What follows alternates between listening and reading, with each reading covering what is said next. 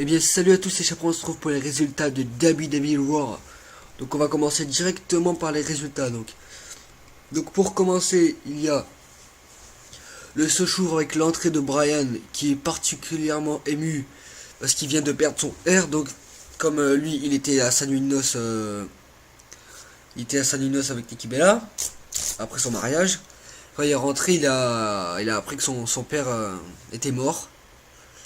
Donc voilà, c'est pour ça qu'il pleurait lors de Raw. Et qu'il était en compagnie de Brie Bella, qui le soutenait dans cette difficile épreuve. Donc voilà, qui criait avec lui sur le ring. Et ensuite, Stéphanie fait son entrée. Donc elle vient féliciter le couple nouvellement uni pour le mariage et leur offre un cadeau de mariage. Daniel Bryan défendra son titre contre Kane à Extreme Rules. Donc première nouvelle de la soirée. Ensuite Kane, avec son masque, justement apparaît derrière Bryan et Brie Bella et lance une destruction caractérisée des Daniel Bryan en lui portant 3 tombstones par driver de suite. Donc Stéphanie est furieuse contre Kane et elle arrête pas de lui crier arrête, stop, stop. Ensuite Daniel Bryan se fait évacuer par les urgences.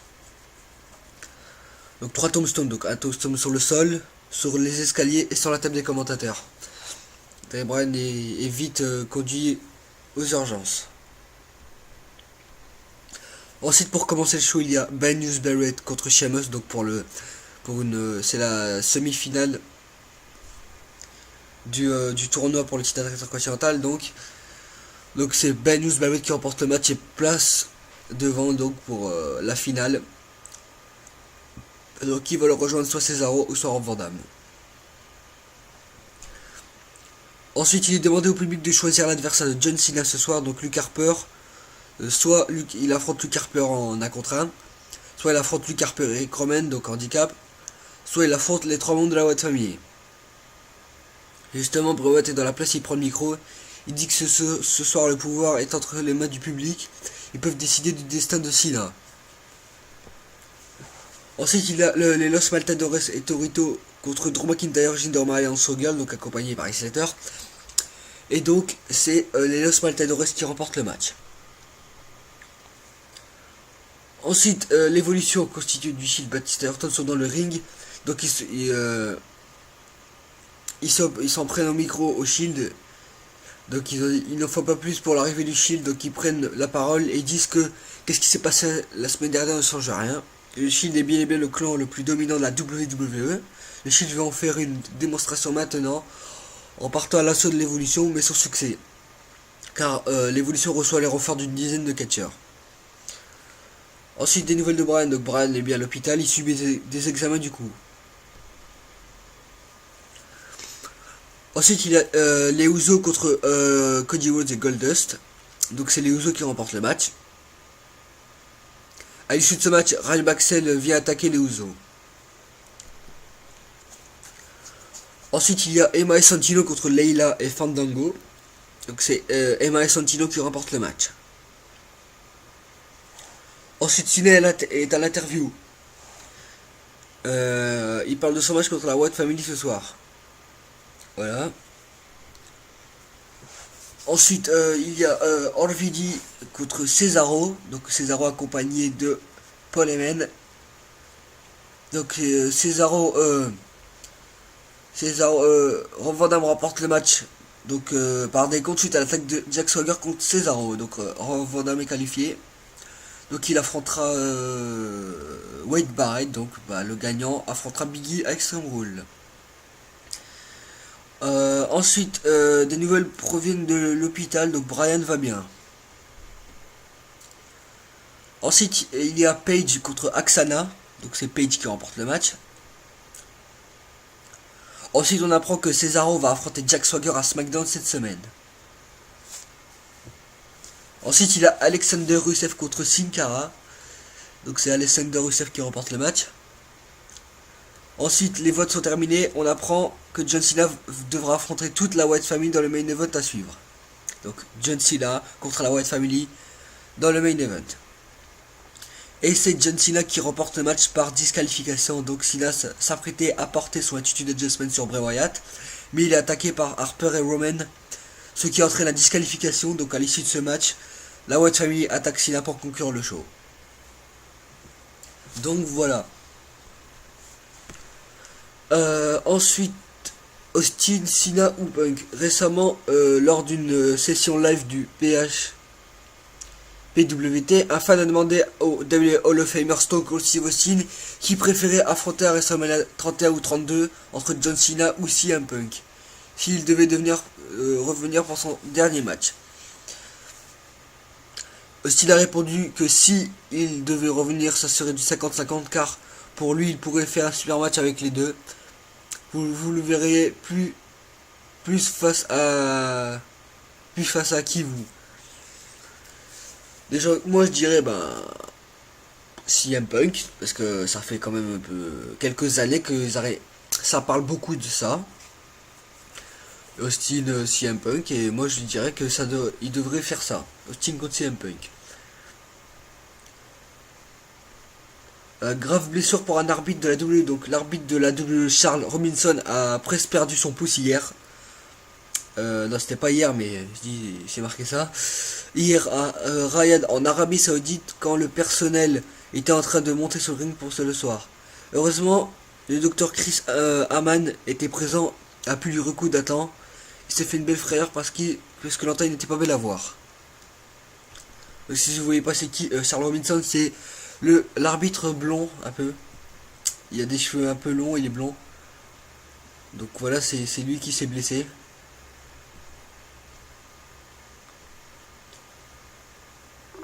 Ensuite,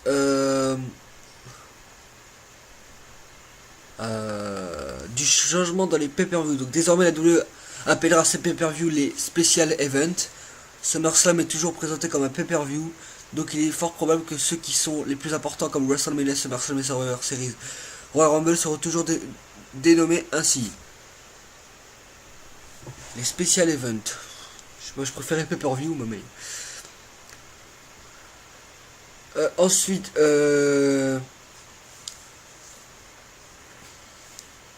y a des photos du pouce de Charles Robinson et c'est pas beau à voir quand même. Il y a une grosse entaille sur le côté du pouce.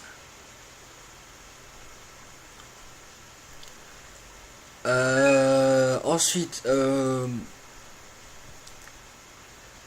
le cas fait débat chez les McMahon, le cas de CM Punk. Ce qui concerne le statut de CM Punk à la WWE, on dit que Vince McMahon va donner à CM Punk quelques mois de réflexion afin de lui donner une nouvelle chance de re-signer avant que le contrat n'arrive à expiration en juillet.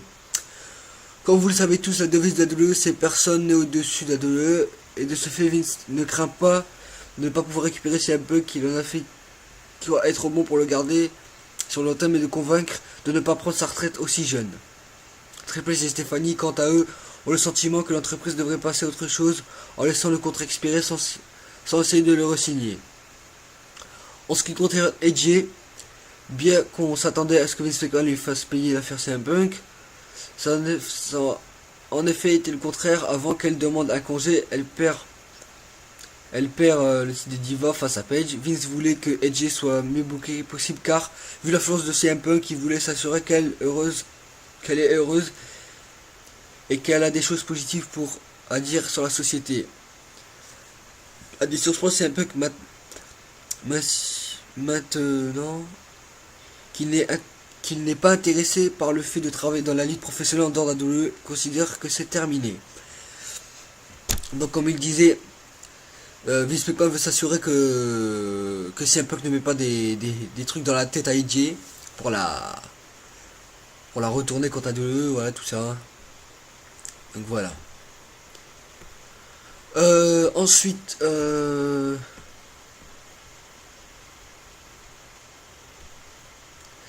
alors, je me suis perdu. Alors, les dessous du match Evolution contre The Shield. Donc, l'objectif principal de la WWE, c'est de faire un match Evolution contre The Shield et de pusher Roman Reigns en tant que top superstar et ensuite de le faire lutter face à Triple H. La rumeur qui court est ce que le match contre Triple H se fera certainement à SummerSlam. On en parle aussi de Hell in a Cell ou Survivor Series si les officiels décident de prolonger la feud.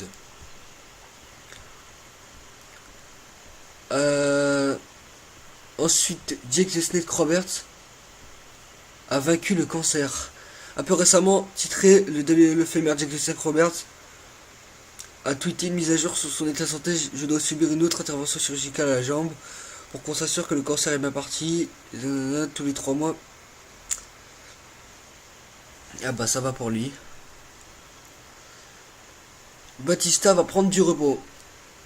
Il semblait que Batista va prendre congé à certains temps après Extreme Rule. Il n'est pas annoncé pour les événements prévus après le show, y compris Raw, la semaine suivante. Il n'est pas non plus annoncé pour la grande tournée européenne qui débutera en mai. Il avait été stipulé dans son contrat qu'il devra faire un travail de promotion pour le film Marvel, Guardians of the Galaxy, mais le film ne sortira pas avant le 1er août. Donc bah je suis déçu de cette nouvelle parce que moi j'avais prévu d'aller à Orchi les voir. Et pas voir Batista, ce serait un peu dommage. Parce que comme il vient de revenir et tout ça, louper Batista. Voilà.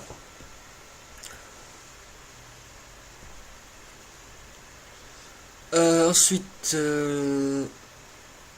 Eva Marie était blessée, donc il semblerait qu'au début de l'année, Eva Marie était blessée. En effet, elle a posté sur Twitter qu'elle avait reçu des fleurs de la part de I. Et elle avait aussi remercié les fans pour son soutien. De plus, son fiancé Jonathan Cole avait posté un message sur Instagram sur la façon dont Eva se remettait bien. Elle espère être sur pied très vite. En fait, il a été révélé lors du dernier épisode de Total Diva que Eva est coulée au lit après que les médecins aient découvert une kyste ovarien qui avait été déclarée. Donc, quelle pourrait être la carte de WrestleMania 31? Donc, le staff de WWE a publié un article avec leurs 8 prédictions pour WrestleMania 31. John Cena rejoindra la White Family. Roman Reigns sera le vainqueur du Royal Rumble 2015. Le WWE World WWE Championship redeviendra 2 titres bien un destin. Stephanie McMahon visera le Diva Championship. Zeb Colter reformera l'écurie des Real American. Cody Rhodes sera le vainqueur en cassera le Money in the Bank.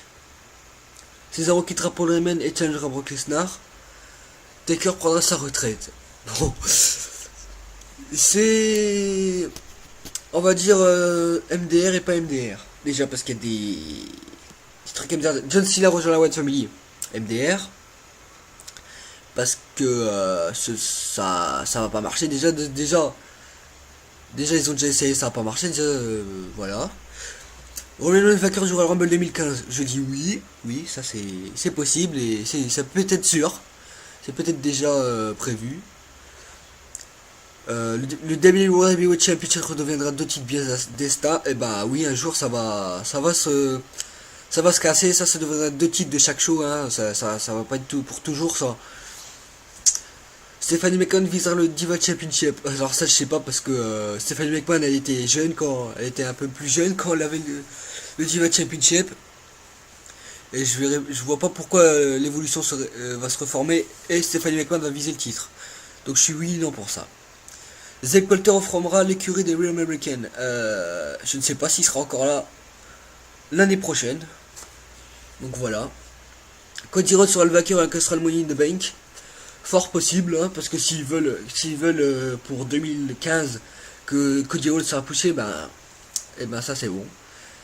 Cesaro quittera Paul Heyman et challengera Brock Lesnar. Bon ça je dis oui parce que c'est prévu que Brock Lesnar affrontera Cesaro à WrestleMania 31. Donc ça je dis oui peut-être. L'Undertaker prendra sa retraite.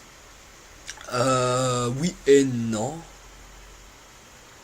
Parce qu'il était prévu que l'Undertaker fasse un dernier match pour partir en beauté. Et prendre sa retraite après ça, je ne crois pas. Donc voilà, c'est un peu... ça fait peur. Ça fait peur de ces nouvelles. Un peu chelou, on va dire. Surtout Stephanie McMahon, je crois que c'est une blague. Donc voilà. Le père de Daniel Bryan est mort, donc voilà, comme ils l'ont dit. Bryan a été informé du décès de son père après le retour de sa lune de miel avec Brie Bella.